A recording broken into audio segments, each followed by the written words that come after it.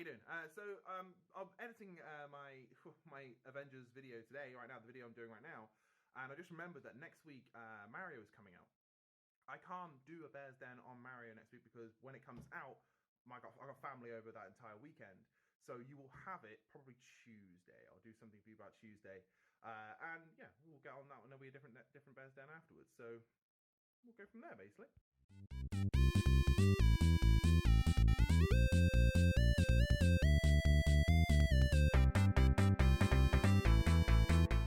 Hey guys, how you doing? My name is CODENAMEBIGBEAR, or Squre, if you want to call me by my first name. Now, before we get into this, today we are talking about Avengers, the Marvel game that came out recently from Squre-Enix. There is going to be a lot of spoilers in this game. I am actually going to be talking about endgame stuff as well. Well, up to the endgame stuff as well, at least. Anyway, so if you don't want to hear any spoilers, do not watch this, I guess. I mean, it's really up to you. I mean, depends on the kind of person you are, really, doesn't it? But I'm going to also say as well, I didn't play any multiplayer. I only played single player in this entire thing because I don't have PS Plus, and I was using it on PlayStation 4. So I wasn't able to experience any of that. And to be honest, I'm going to let you know, after playing this game, I kind of didn't want to. You play as Kamala Khan. She is a super fan of the Avengers, and she has, well, you're playing her as 15 years old, something like that, and she has won a competition essentially to meet the Avengers on a big celebration day for the Avengers when they're also revealing a new green energy power source. Everything goes wrong, as you can probably imagine. It's the Avengers after all. Everything goes completely and utterly wrong. Helicarrier basically crashes into the San Francisco oceans. Things explode. Captain America dies. Incredible Hulk or Bruce Banner is all like, nope, we're dangerous. So Avengers are outlawed and S.H.I.E.L.D.'s disbanded. Tony Stark loses everything. You get the idea. Things have gone horrendously wrong. Now, after this moment, you skip ahead a few years. I think it's like 5 years or so. I think Endgame in that kind of sense, I suppose. But you play as Kamala, and she has been kind of...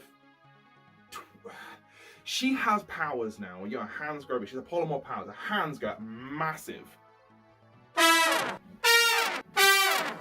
So Kamala Khan has a polymorph ability. She can actually stretch and make her body grow, so her hands get really huge, legs get huge, that kind of thing, and she can do super jumps. And she's kind of still getting used to her powers. She's been told to hide them for the last 5 years, and she's getting used to them. And she's also hiding from AIM, which is kind of the new S.H.I.E.L.D., I suppose. And they want all the Inhumans to, well, essentially not exist anymore. They think they're wrong, they think they're diseased, they're trying to cure them. And which turns out not to be the case. Again, this game is pretty obvious if you're playing it. You kind of figure things out. If you've seen any or read any Marvel at all, you'll be able to figure these things out anyway. But it is all good. But that's how the story starts, and she ends up meeting Bruce Banner, and Bruce and her kind of reassemble the Avengers as best they can. They go find Tony Stark, they go and find Thor, they go and find Black Widow. You get the idea. Now, when you're playing this game, you are playing all these characters at once. And if you play it as I did, because I'm a bit of an idiot, I didn't realize I could choose those characters for each mission I wanted to play as, so I could stick with one person and level them up as much as I could. I just kind of let the game dictate who I was going to play as. Until it was too late, basically. I pretty much got to the end of the game before I realised, oh wait, I can pick the character and focus on my levels. It wasn't exactly obvious in the game to tell you that. It's just one of those. But playing as all the Avengers in this game is really quite cool. They all have different abilities, they all have different movesets, they all have different things like gear that can help make them strong. But the problem with this, if you played it as I played it, as the game plays, you don't really get to level them up all that much. In fact, when you get to Black Widow, for instance, late in the game, she starts off pretty low level. So I mean, Kamala, for instance, she was up to like level 23, whereas Black Widow was all the way down to level 1, 2, that kind of thing, which was really annoying. It would have been nice if she was already powered up, considering she's still been active within this world, doing her thing. But that kind of brings me to the gameplay element. It's a beat 'em up. Essentially, that's what it is. It tries really hard to be something like Batman Origins without being Batman Origins. In like every step of the way, it has those kind of dodge mechanics that you can kind of come up, but it's not the same button layouts. It's a different thing entirely. You have you press circle, for instance, and you can kind of, well, as Kamala, you can kind of dodge and weave around them. Or if you're Captain America, he just kind of dodges out the way. That's your dodge, but you can add an attack after that by using your skill trees. But your block button is R2, which kind of, depending on your skill tree, depending on what you picked, will depend on what you do in those situations. It just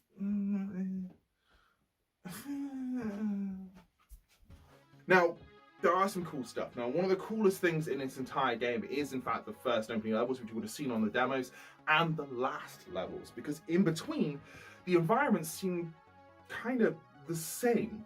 Yeah, there's a decent amount of enemies to play around with, and decent amount of enemies to kind of, you know, get used to their powers and stuff, which is great. There's a nice variety there. That's great. But the environments themselves, you kind of end up in corridors quite a bit. And for me, that wasn't kind of my bag at all. I found it quite boring to look at. On the whole, looking at things as well, graphically, this game, I cannot take it away from it. It is gorgeous. It was really, really pretty game. Everything looks amazing, and when you, especially in the loading screens, when you have Hulk screaming, you can see his neck pulping out. You know, it's just really nice to see it, and individual pores and that kind of thing going on. So this game looks amazing, but the environments seem very stale and repetitive. And for a lot of the game, you were kind of in the Arizona desert, so you're kind of around brown walls, essentially. Even when you meet Tony at his area where he's hiding, still the same. It's a bit of a house around. So the most interesting parts for me were when you're in a city, because, well, there's more and more, you know, things to look at. You know, you got the ocean to look at, you got the buildings to look at, you got graffiti, you got all sorts of stuff going on there, which is really nice to see that. But overall, semi-repetitive. Now, another thing does come up in this game as well is everything felt very obvious. Kind of, you knew what was going on. You've seen the trailer, you can figure out who's going to be who. For instance, the main bad guy, MODOK. Big giant head man that he is, with teeny little body. In the comics and in the cartoons, where every time he turns up, he's just a great character, and in this, he's a great character. But you see his origins, you see him become a normal human being, has a day happen, and the people become inhuman. He becomes one of those as well, and he ends up evolving into MODOK. And if you kind of watch the trailer, you can see the points on his head where you go, oh, okay, he's the big bad then. Okay, fine. And let's get on to music as well. Music in this game is exactly what you expect. If you are a Marvel fan of the films, you expect that kind of epic grandeur, like, you know, thing going on, like nice orchestra music going on. Everything is kind of moody and makes it right, but everything feels epic and big. They nailed the music in this game. They absolutely did. And for those elements, for the way the game plays, the way you are a character and you fight across and you play these different characters, the story is good, the music is good. That's all good. When this game is good, it is so good. But all too often, the game isn't as good as it should be. You know, the music is there. It was great. But I'm just going to show you a couple of clips now.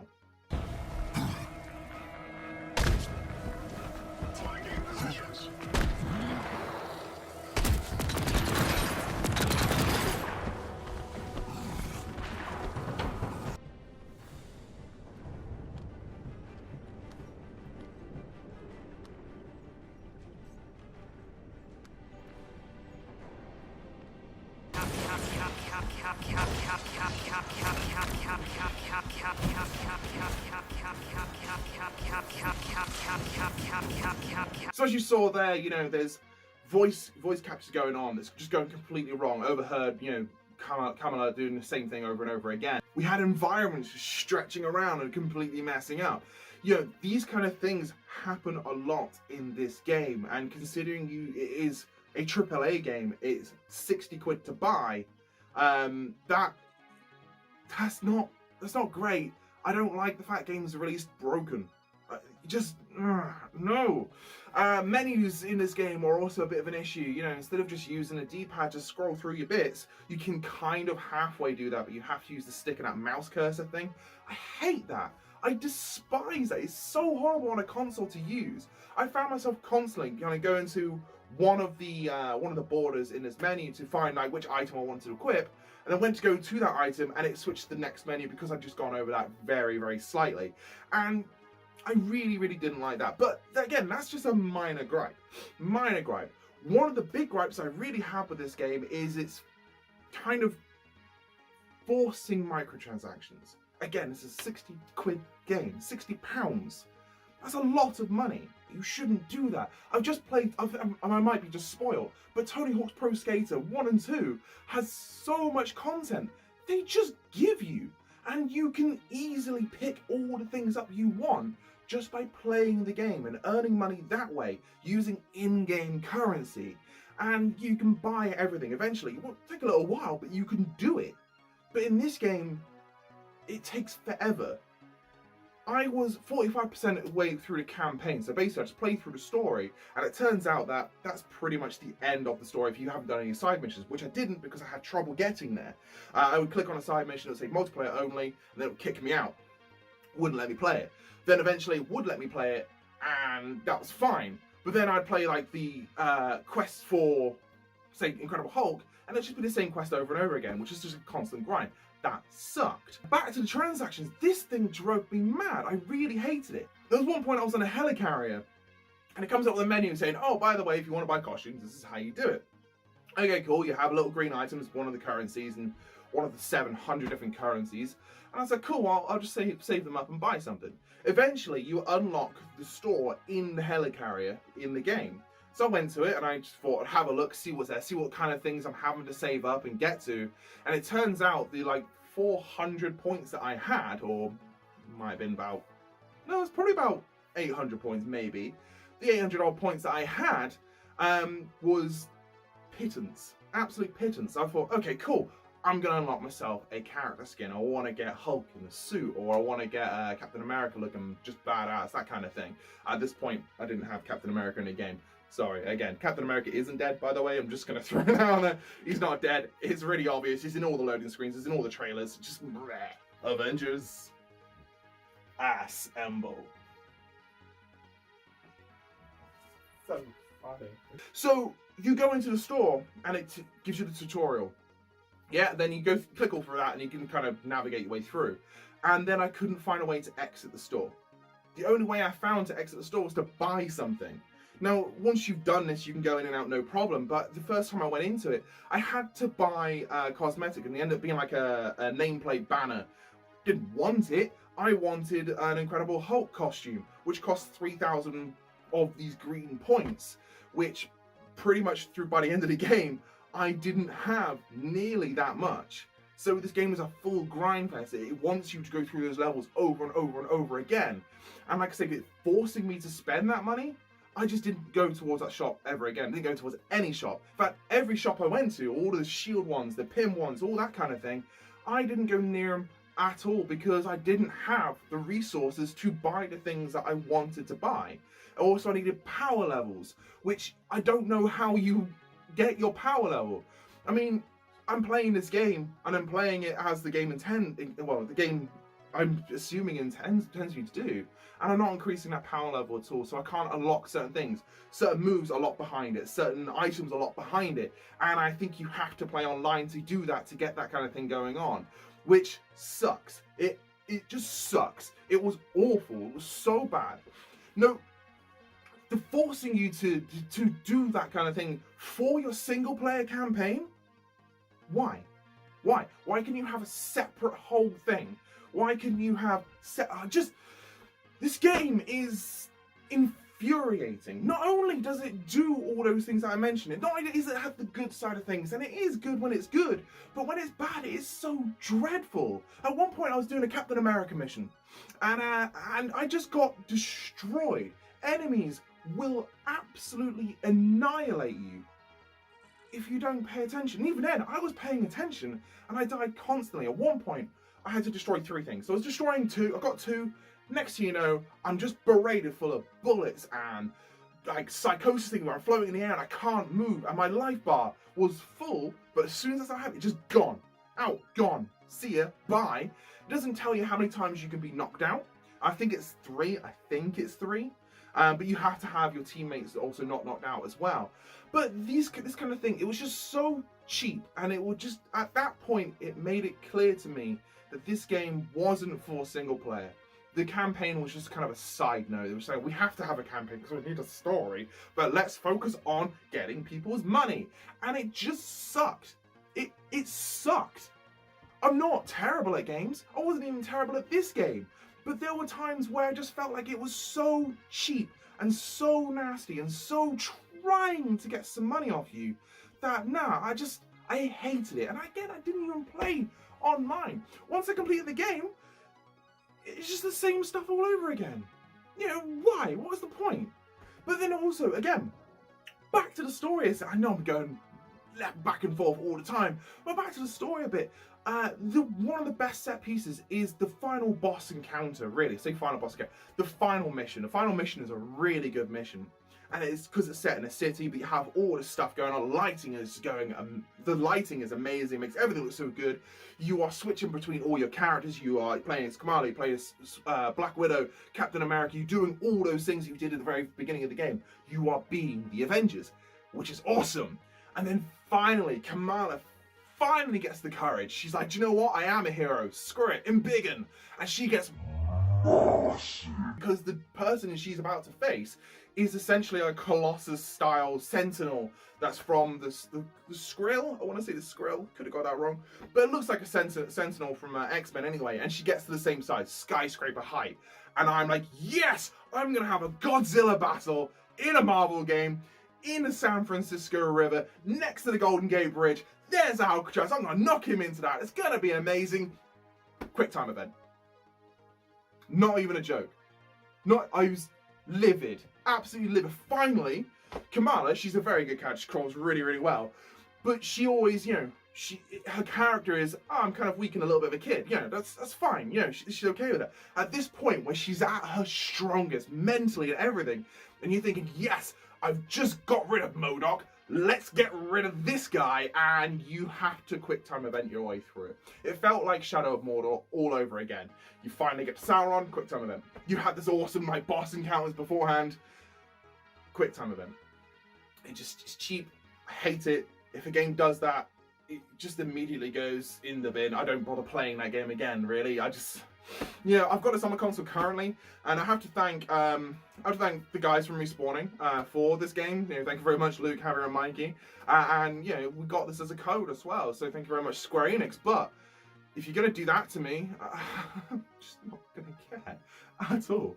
I feel I've like rambled quite a lot at the moment, and clearly you can see that at the beginning of this thing I was quite happy with it, and now I'm not very happy, and I'm just kind of more agitated now, and I just don't want to play that game anymore, mainly because of that QTE at the end.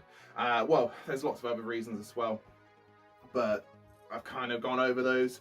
If you play this game, play this game. If you like Marvel, do it. Play this game, give it a go. You might find yourself really enjoying it.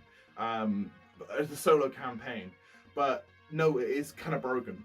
There was one point where I honestly thought I couldn't progress any further at all. And that was difficult. You know, I put the game down for a couple hours, put it back up, and I still couldn't play the game. And then I played it again and I was like, oh, okay, finally it's sorted itself out. Apparently it didn't update, but the console didn't tell me that.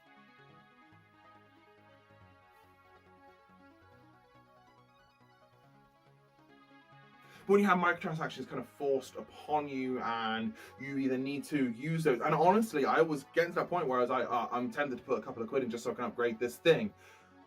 No, that's horrible. I hate that.